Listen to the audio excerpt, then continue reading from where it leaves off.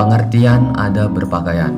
Al-Quran paling tidak menggunakan 3 istilah untuk pakaian, yaitu libas, siap, dan sarabil. Kata libas disebutkan sebanyak 10 kali, siap sebanyak 8 kali, sedangkan sarabil ditemukan sebanyak 3 kali. Libas pada mulanya berarti penutup. Hal ini cocok untuk sesuai dengan fungsi pakaian, yaitu sebagai penutup. Kata libas digunakan Al-Quran untuk menunjukkan pakaian lahir dan batin. Pakaian dinamai thiyab atau thawb karena ide dasar adanya bahan-bahan pakaian adalah agar dipakai.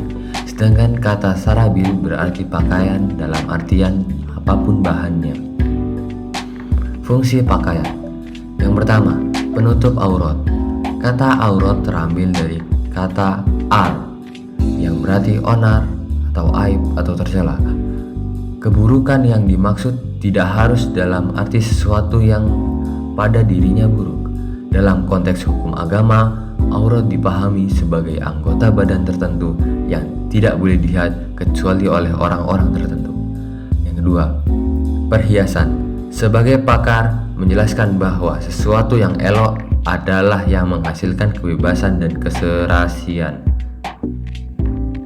Pakaian yang elok adalah yang memberi kebebasan kepada pemakaiannya untuk bergerak. Yang ketiga, melindungi dari bencana. Dan yang keempat, petunjuk identitas. Membiasakan adab berpakaian. Yang pertama, disunahkan memakai pakaian yang bersih, rapi, pantas, dan serasi. Yang kedua, berpakaian tidak hanya sekedar menutup aurat, tetapi juga jangan yang ketat-ketat dan yang transparan. Yang ketiga, pakaian laki-laki tidak boleh menyerupai pakaian perempuan maupun sebaliknya. Terus yang keempat, menghindari berpakaian untuk menunjukkan ketenaran dan kesombongan. Yang kelima, disunahkan berdoa ketika memakai dan melepaskan pakaian. Yang keenam, tidak berpakaian yang bergambar makhluk hidup atau ada simbol agama non-muslim. Yang ketujuh, mendahulukan bagian kanan pada saat berpakaian. Yang kedelapan, disunahkan memakai pakaian yang berwarna putih. Pengertian adab berhias. Berhias adalah naluri yang dimiliki oleh setiap manusia. Berhias telah menjadi kebutuhan dasar manusia sesuai dengan tingkat peradaban dan tingkat sosial. Berhias dalam ajaran Islam hanya bertujuan untuk beribadah dan mencari ridha Allah. Berhias dalam bahasa Arab disebut dengan kata tazayyana yatazayyanu. Sedangkan menurut Kamus Besar Bahasa Indonesia, berhias diartikan sebagai usaha memperelok diri dengan pakaian ataupun lainnya yang indah-indah, berdandan dengan dandanan yang indah dan menarik. Secara istilah, berhias dapat dimaknai sebagai upaya setiap orang untuk memperindah diri dengan berbagai busana, hiasan ataupun yang lain dan dapat memperindah dirinya bagi pemakainya, sehingga memunculkan kesan indah bagi yang menyaksikan serta menambah rasa percaya diri. Adab berhias. Dalam ajaran Islam, perhiasan tidak sebatas pada penggunaan pakaian, tetapi mencangkup keseluruhan alat aksesoris yang lazim digunakan untuk mempercantik diri. Mulai dari kalung, gelang, anting, dan bros dan lainnya. Ada beberapa barang perhiasan yang dihalalkan untuk kaum perempuan tetapi diharamkan untuk laki-laki. Di antaranya adalah emas dan sutra asli. Rambu-rambu yang harus ditaati oleh seorang muslim dalam berhias antara lain, yang pertama, niat yang lurus, yaitu berhias hanya untuk beribadah. Artinya, segala bentuk kegiatan berhias diorientasikan sebagai bentuk nyata bersyukur atas nikmat dan bertujuan untuk mendekatkan diri kepada Allah. Yang kedua, dalam berhias tidak dibenarkan menggunakan bahan-bahan yang dilarang agama. Yang ketiga, dilarang berhias dengan menggunakan simbol-simbol non-muslim. Yang keempat, tidak berlebihan. Yang kelima, dilarang berhias seperti cara berhiasnya orang-orang jahiliyah. Yang keenam, berhias menurut kelaziman dan kepatutan dengan memperhatikan jenis kelamin. Dan yang terakhir, dilarang berhias untuk keperluan berfoya-foya ataupun riya. Beberapa hal yang diharamkan dalam perhiasan. Yang pertama, bagi laki-laki memakai emas dan sutra. Yang kedua, pakaian yang mempertajam bagian tubuh atau pakaian yang ketat. Yang ketiga, laki-laki menyerupai wanita ataupun sebaliknya. Yang keempat, pakaian yang berlebih-lebihan dan untuk kesombongan. Yang kelima, tato dan mengikir gigi. Yang keenam, menipiskan alis. Dan yang terakhir, menyambung rambut. Selanjutnya, pengertian adab perjalanan. Kebiasaan untuk mengadakan suatu perjalanan dengan berbagai keperluan, terutama berdagang, telah menjadi kebiasaan masyarakat Arab sebelum Islam lahir. Dalam bahasa Arab ditemukan kata rihlah atau safar yang mempunyai pengertian sama dengan perjalanan. KBBI memberikan makna perjalanan sebagai perihal cara, gerakan, dan sebagainya. Berjalan atau bepergian dari suatu tempat ke tempat lain untuk suatu tujuan. Secara istilah, perjalanan diartikan sebagai suatu aktivitas untuk keluar atau meninggalkan rumah dengan berjalan kaki atau menggunakan kendaraan yang mengantarkan kepada tujuan dengan maksud atau tujuan tertentu. Untuk yang selanjutnya yaitu bentuk adab perjalanan. Yang pertama, adab sebelum berangkat. Dalam kehidupan sehari-hari, maka kegiatan manusia tidak bisa dipisahkan atau dilepaskan dengan aktivitas di luar rumah. Keluar rumah dimulai dengan berpamitan atau meminta izin kepada kedua orang tua. Apabila mengadakan perjalanan jauh, maka lebih baik dan perlu diupayakan untuk berpamitan kepada para tetangga, terutama tetangga yang berdekatan dengannya. Yang kedua, ketika dalam perjalanan melihat sesuatu yang indah, misalnya pemandangan ataupun hasil pembangunan yang mencengangkan. Pembangunan di sini dalam artian pembangunan yang bagus dan kokoh, maka hendaklah mengucapkan Masya Allah. Jangan banyak bergurau, tapi gunakan kesempatan tersebut untuk tadabbur terhadap ciptaan Allah Subhanahu wa Ta'ala yang tidak kalah pentingnya diperhatikan dalam akhlak perjalanan adalah ketika menikmati makanan atau minuman di perjalanan, hendaknya membuang sampah pada tempatnya. Disebutkan Imam Al-Ghazali berkata, bersafarlah karena dalam safar itu sesungguhnya memiliki keuntungan.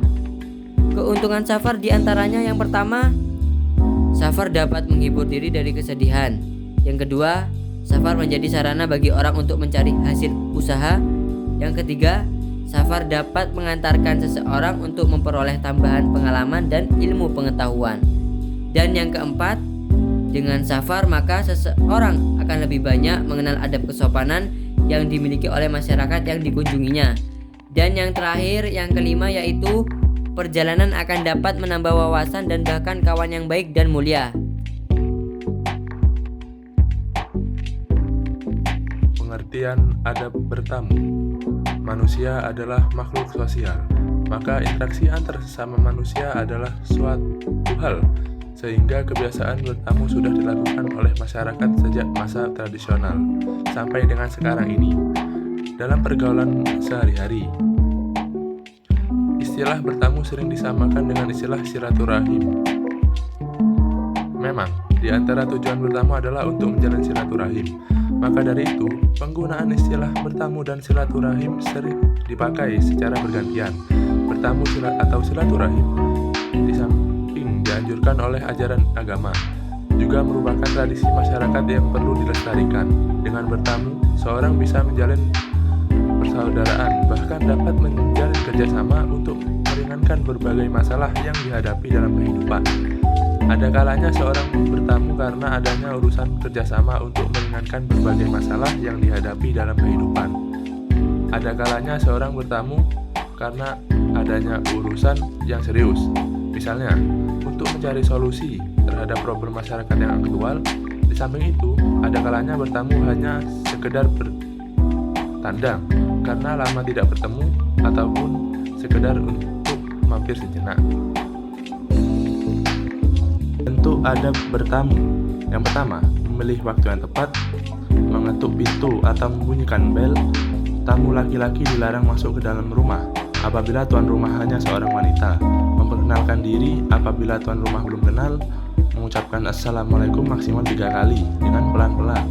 Apabila sudah dipersilahkan masuk, maka masuklah dengan sopan. Jangan duduk sebelum dipersilahkan. Menempati tempat duduk yang ditunjukkan oleh tuan rumah dengan tenang dan sopan. Mengutarakan maksud dan tujuan dengan bahasa yang baik dan santun. Apabila disuguhi makanan dan dipersilahkan, maka makanlah dengan sopan. Jangan menemakan seperti orang lapar dan rakus. Jangan melirik-lirik. Apabila dirasa sudah cukup, bersegeralah minta izin untuk pulang dengan raut muka yang sopan dan ramah. Lama waktu bertemu maksimal 3 hari. Ucapkanlah Assalamualaikum sebagai tanda pamit. Yang berikutnya adalah pengertian adab menerima tamu. Islam memberikan aturan yang jelas agar setiap muslim memuliakan setiap tamu. Memuliakan tamu merupakan perwujudan keimanan kepada Allah dan hari akhir. Dengan demikian, seorang muslim yang mengabaikan tamunya maka berdosa dan menunjukkan rendahnya akhlak. Menurut Kamus Besar Bahasa Indonesia, menerima tamu diartikan kedatangan orang yang bertamu, melewat atau berkunjung. Secara istilah, menerima tamu dimaknai menyambut tamu dengan berbagai cara penyambutan yang lazim atau wajar, dilakukan menurut adat maupun agama dengan maksud menyenangkan atau memuliakan tamu atas dasar keyakinan untuk mendapatkan rahmat dan ridha Allah. Setiap muslim wajib hukumnya untuk memuliakan tamunya tanpa memandang siapapun orangnya yang bertamu dan apapun tujuannya dalam bertamu. Yang kedua, adapun bentuk-bentuk adab menerima tamu.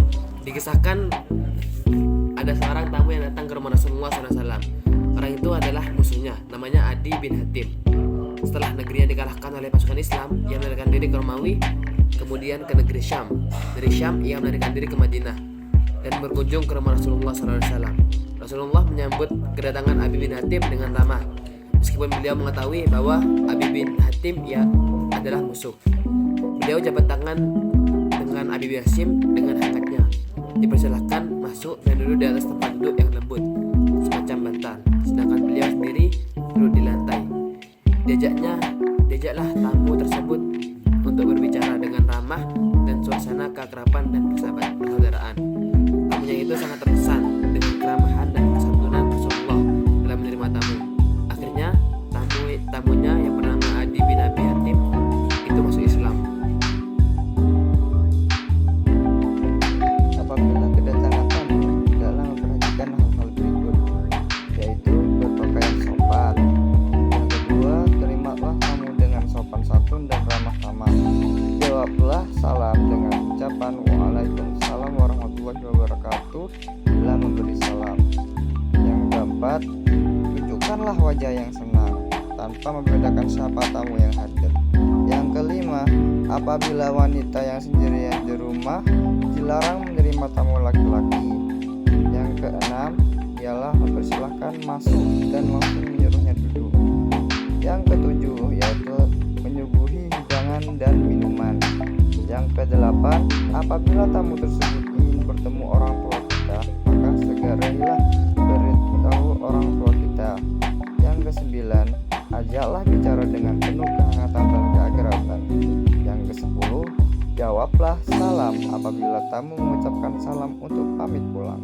Yang kesebelas, antaralah kamu sampai depan rumah kamu halaman ketika pulang. Selanjutnya, kita harus membiasakan adab saat bertamu. Agar dapat menjamu tamu dengan sukacita, maka tuan rumah harus memiliki pikiran yang positif atau husnuzon terhadap tamu. Jangan sampai kehadiran tamu disertai dengan munculnya pikiran negatif dari tuan rumah atau husnuzon. Sebagai tuan rumah harus sabar dan menyambut tamu yang datang apapun seadanya. Pada kenyataannya, tamu yang datang tidak selalu sesuai dengan keinginan tuan rumah. Kehadiran tamu seringkali mengganggu efektivitas dan sedang kita urusi. Jangan sampai seorang tuan rumah menunjukkan sikap yang kasar ataupun mengusir tamunya.